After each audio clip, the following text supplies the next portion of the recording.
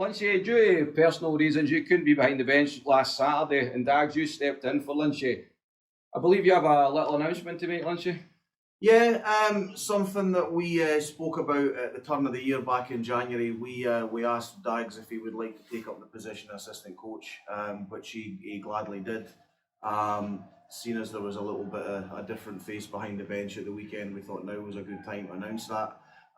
Originally, Dags was looking for it to be kept fairly low key, just let us sort of fly under the radar a little bit. But like I say, with the events that happened at the weekend, we thought it was only fair that we made the announcement to the fans now that since sort of the beginning of January, Dags has been the assistant coach on the team. It's something that we spoke about back in the summer, but Ross himself said because he hadn't played in a few years, he just wanted to worry about himself for a few months and see how he felt. And then obviously with the baby arriving just before Christmas with him, he had to sort of reevaluate how much time he could commit and so on and so forth. But we're delighted he accepted it, and I know I've got a very trusted person for advice and a good sounding board on my side now for the remainder of the season. Well, Dags, first of all, congratulations on the new role. Before we touch on the game on Saturday, Dags, just how tough is it? You know, you would have noticed on Saturday, how tough is it being out there nice as a player, and then obviously having that responsibility, trying to change in the lines and, you know, looking over everybody? Yeah, it was. I never experienced that before, so it was completely different. We ran a couple of practice games during earlier in January. Did some coaching from the bench, so trying to be a player coach was a completely different thing. I think somebody standing on the bench with a full kit was looking pretty stupid, but just trying to adapt the best we could. Any teams I played on previously, although it was years ago, we always had player coaches, so it is doable, but you do need the experience, which I'm starting to gather, hopefully. In the game itself, we started well. We got ourselves a couple of goal lead through young Kyle scoring a double. Although, you know, probably we didn't play that great in the first period, but we went in 2-0 at the end of the 20 minutes. Yeah, starting games has been something we've been working on and talking about quite a bit. We started our previous 3 games pretty well, but then before that, we were known as a slow starting team, so a little bit of that dragged in, and then we can't make excuses for ourselves, but we didn't start.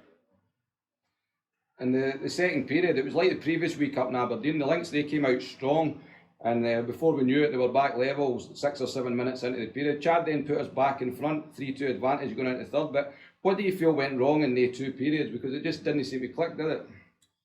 No, we thought we got ourselves back together, and we also had 2 goal leads, so it should have been quite easy to pick up momentum and get going. But just nothing went right for us that night at all. From all the way through the team, all the way through the lineup, every guy after the game, put their hand up and said they just weren't there that night. So it was unfortunate. It was a big crowd, big turnout. Everybody in the background was working really hard to try and get this machine going. The team know that we're going to have to keep working hard to try and live up to that. And Lynchy, that game, it's in the past now. We've got to look ahead. Dundee Comets this Saturday here at Murrayfield, another tough game, but a game that we need to win. Yeah, listen, there's a lot of hockey left, and I fully expect there will be another twist or turn in the tail before the season's finished. But yeah, the Dundee game, absolutely massive game for us. One thing we can't afford to do now is drop any more points. So it puts an extra little onus on us to make sure we get a result on Saturday night against Dundee. And for a while there, our destiny was in our own hands. Unfortunately now, as you're saying, it's not. But we can only just put pressure on Aberdeen now. Is that the way you need to look at it, just one game at a time and no looking at them so much? Well, like I say, there's a lot of hockey left, and Aberdeen have got 5 tough games to play yet, and their home form over the last maybe month or 2 hasn't been fantastic. They know that we're right on their shoulder, and they know that we're not going to give in, much like we know they're not going to give in. If Aberdeen win 5 games out of their last 5, or even if they win 4 games out of their last 5, they'll be the league champions, and deservedly so. But they know that we're not going to give up without a fight. We do need a little favour now from another team, but like I say, there's a long way to go yet. This was a disappointing result for us. It's a setback. Is it the end of the world? Absolutely not. There's still 5 games for each team where they'll decide where this league ends up. And Dags, the boys, as you mentioned there, they were disappointed after the game in the locker room. Do you feel after a couple of good practices this week we'll be ready to go on Saturday? Yeah, definitely. We're we're still at home. We're going to practice a couple of times this week. We had some really good performances in the weeks leading up to last week, so it is there. We just need to dig deep and find it again. And it was our biggest crowd of the season on Saturday night, Lynch. Yeah, it was roughly just over 1,600, which is, SNL hockey. That's unbelievable. The atmosphere was great from both sets of fans. And we're going into it this weekend. You'll be hoping that obviously another big crowd, and we need them more than ever now. Yeah, I'd love to see it, and it's been fantastic to see. I think at the start of the season, I think if you were to say we're going to have 1,500, 1,600 people in this building, you'd have thought, we were a bit crazy to even think that. But it's a fabulous job that's been done by the rink management, by the media team, by the players.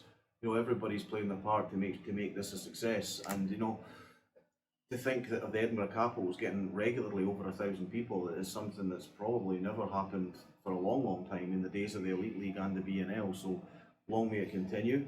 Yeah, you're right in what you say. We need the fans to be extra loud on Saturday. We need that to help us get over the line, because the Dundee Comets are a good team and they're on a bit of a roll themselves right now. But we have had a bit of success against them so far this season. One defeat doesn't mean you lose all your confidence in yourselves or each other. We're still a confident team, but we know it's going to be a dogfight. But it's a dogfight that we're going to have to come out and win. And like I say, we need the crowd to be a little bit extra louder to help us on Saturday night.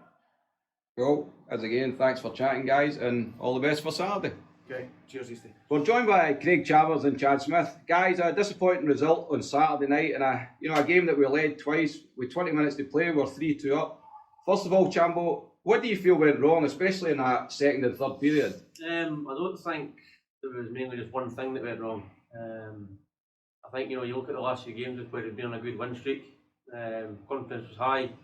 We just beat Aberdeen the week before in their rank, and we took the 2-0 lead in the first period. So I don't know, maybe a bit overconfident going into the second period and third period. But I think that's when kind of mistakes happen, and you get a bit overconfident. You just kind of switch off. So.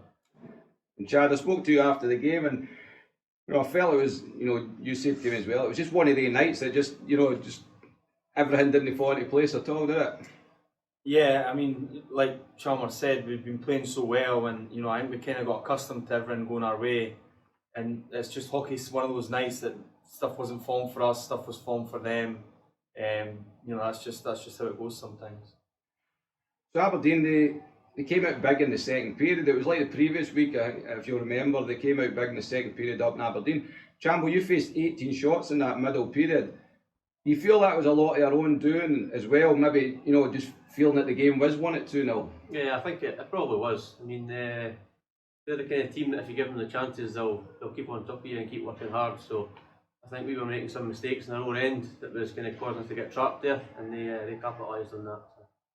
And Chad, we've not really got any time to feel sorry for ourselves. We've got right back in it this Saturday against Dundee Comets.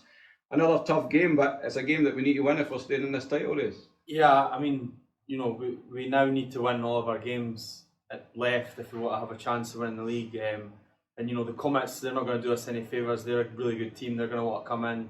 We've beat them twice this season, so they're going to want to come in with a point to prove. And Chambo, we now need Aberdeen to slip up somewhere in the last 5 games.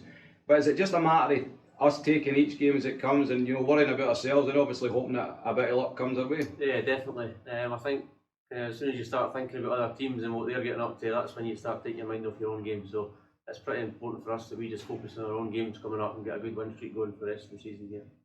And Chad, that was our biggest crowd of the season on Saturday night. We reckon it was just over 1,600. For SNL hockey, that's incredible, isn't it? No, it's great to see.